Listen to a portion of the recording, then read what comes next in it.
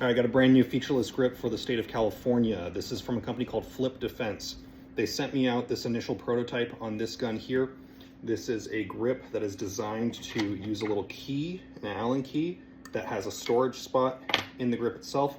You unscrew this little bolt halfway or a certain amount, and then it rotates freely. These are going to be using a typical, more production-ready type of 3D printing, but this is a more traditional at-home type of 3D print prototype that they sent out. So typically the grip comes in two different varieties that they're working on, one of which has more of a vertical angle, and then one of which that has more of this traditional angle.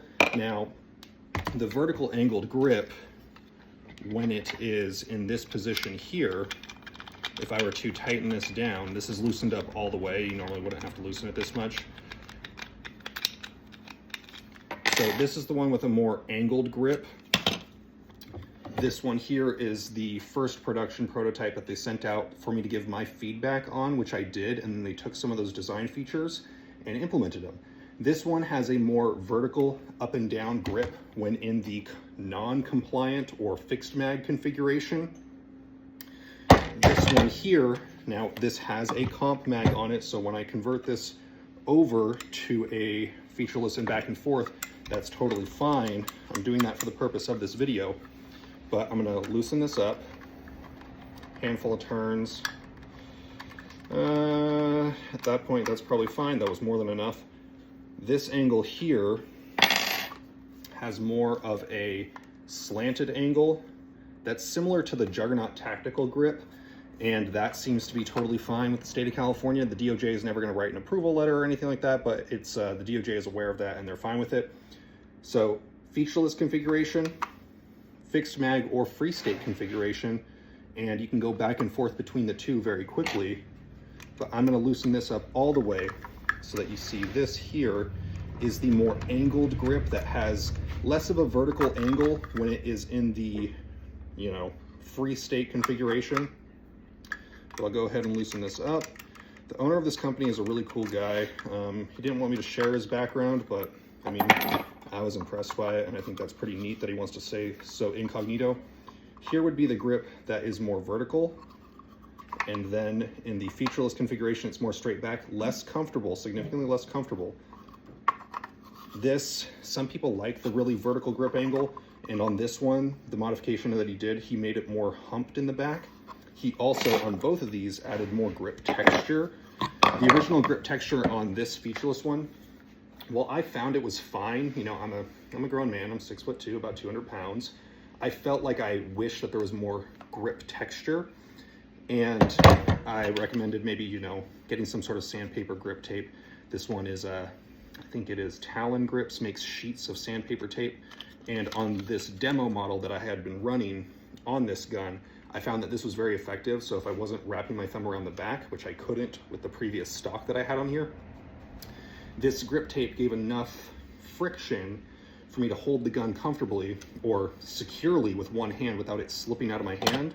So he implemented some of the recommendations that I made of adding more grip texture. This one has a little bit of palm swell to it. This one has slightly less palm swell to it. But I do like this more angled grip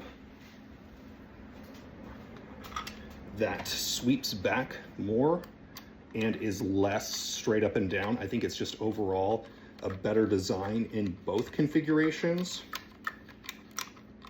These are both prototypes. They hope to be coming to the market soon, and when they do, I will be sure to let you guys know. I think that this personally, I think that this is a really good grip. I think this is a really good grip in general. Lets you get on it good. I don't know. I think that this is a very comfortable grip angle here.